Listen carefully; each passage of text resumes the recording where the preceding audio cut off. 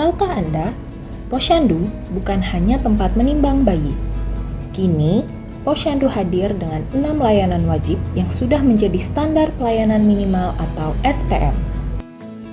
Adapun tugas dan fungsi Posyandu yang diatur dalam Permendagri Nomor 13 Tahun 2024 Pasal 2. Pertama, Posyandu memiliki tugas membantu kepala desa atau lurah melakukan pemberdayaan masyarakat, ikut serta dalam perencanaan dan pelaksanaan pembangunan, serta meningkatkan pelayanan masyarakat di desa atau kelurahan. Kedua, tugas Posyandu, sebagaimana yang dimaksud pada ayat pertama, dilaksanakan berdasarkan standar pelayanan minimal dalam bidang pendidikan, kesehatan, pekerjaan umum, perumahan rakyat, ketentraman, ketertiban umum, dan perlindungan masyarakat, serta sosial. Selanjutnya, mari kita pahami alur-alur dari pelaksanaan 6 SPM. SPM bidang pendidikan. Pertama, warga datang ke Posyandu menuju meja pelayanan SPM pendidikan. Kedua, kader Posyandu mendata pemohon terkait keluhan tentang pembiayaan, perlengkapan sekolah, dan lain-lain, berupa fotokopi kartu tanda pengenal, fotokopi kartu keluarga, serta surat pernyataan tidak mampu dari RT setempat. Ketiga, kader menyampaikan data pemohon dan bersama pemerintah desa atau kelurahan melakukan verifikasi data dan kunjungan rumah. Keempat, jika hasil verifikasi data dan kunjungan rumah memenuhi persyaratan, kader mengajukan data permohonan tersebut kepada pemerintah desa atau kelurahan. Kelima, pemerintah desa atau kelurahan menindaklanjuti permohonan yang memenuhi syarat, baik pembiayaan untuk pendidikan PAUD, pendidikan dasar, atau penyetaraan kepada OPD. Keenam, OPD menindaklanjuti permohonan dari pemerintah desa atau kelurahan. Ketujuh, batas waktu pelayanan 5 hari kerja. SPM bidang kesehatan.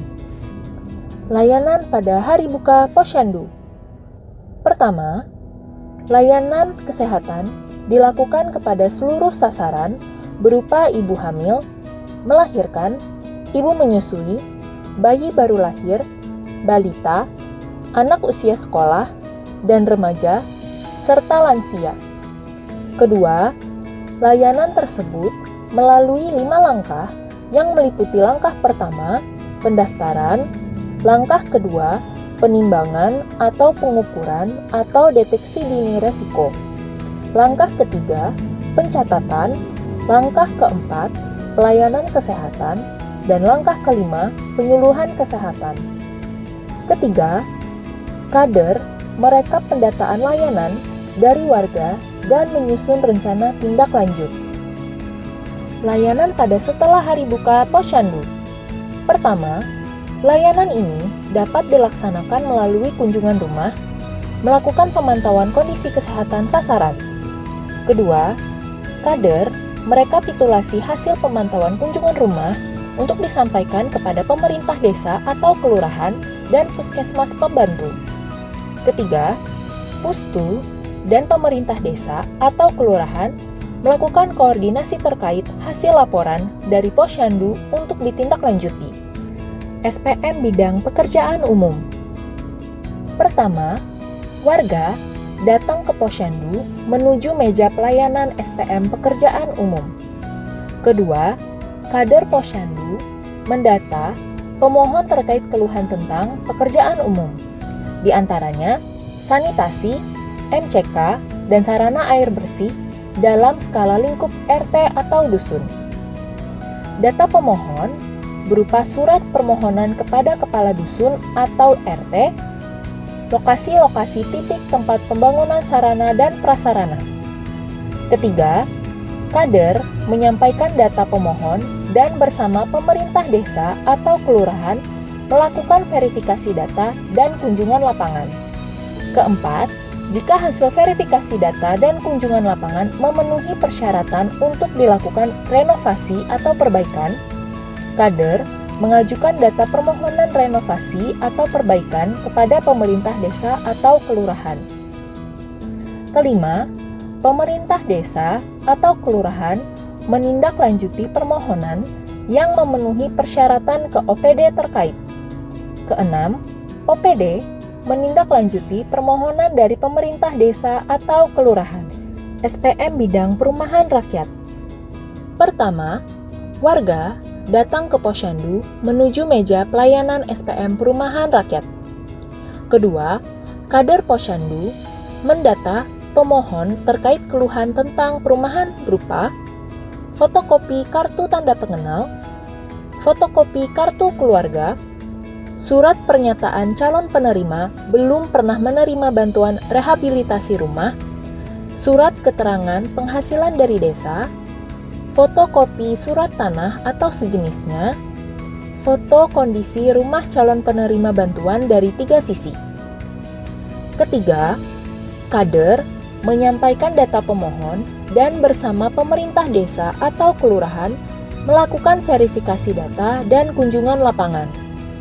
Keempat, jika hasil verifikasi data dan kunjungan lapangan memenuhi persyaratan untuk dilakukan renovasi atau perbaikan, kader mengajukan data permohonan renovasi atau perbaikan kepada pemerintah desa atau kelurahan. Kelima, pemerintah desa atau kelurahan menindaklanjuti permohonan yang memenuhi syarat ke OPD terkait. Keenam, OPD menindaklanjuti permohonan dari pemerintah desa atau kelurahan. SPM bidang Trantibum Linmas mencakup kebakaran, narkoba, KDRT, asusila, bencana, trafficking, illegal logging, premanisme, terorisme, imigran gelap, dan illegal fishing. Pertama, masyarakat dapat melakukan pengaduan langsung dengan cara datang langsung ke pos pelayanan terpadu di kantor desa atau kelurahan. Kedua, informasi pengaduan berupa nama, alamat, nomor kontak, dan data identitas diri. Pengaduan dapat diabaikan jika pengadu tidak menyebutkan identitas diri dan tidak ada kontak yang bisa dihubungi. Kerahasiaan dan keselamatan pelaporan dijamin oleh negara. Ketiga, pengaduan masyarakat yang diterima dilakukan pengkajian dan identifikasi permasalahannya oleh bidang Trantibum Linmas dan akan ditindaklanjuti setelah mendapat persetujuan dari kepala desa atau lurah. Keempat, laporan hasil pemeriksaan atas pengaduan masyarakat dapat disampaikan kepada kepala desa atau lurah apabila pengaduan dapat diselesaikan di lingkup desa atau kelurahan, maka urusan pengaduan akan selesai. Jika pengaduan tersebut diperlukan penanganan khusus, maka kelima, selanjutnya diteruskan kepada OPD terkait atau kepolisian untuk ditindaklanjuti. SPM bidang sosial. Pertama, warga datang ke Posyandu dan menyampaikan keluhan terkait layanan sosial yang merupakan cakupan pada bidang SPM sosial, yakni layanan disabilitas, anak terlantar, lanjut usia, tunas sosial berupa gelandangan dan pengemis, dan perlindungan jaminan sosial bagi korban bencana. Kedua, kader Posyandu mendata pemohon terkait keluhan warga tentang cakupan layanan SPM berupa fotokopi identitas diri sasaran, penjelasan gambaran mengenai keluhan yang disampaikan, dan surat pernyataan dari pemerintah desa atau kelurahan untuk ditindaklanjuti kepada supra desa atau kelurahan. Ketiga, kader mereka pendataan layanan dari warga dan menyusun rencana tindak lanjut.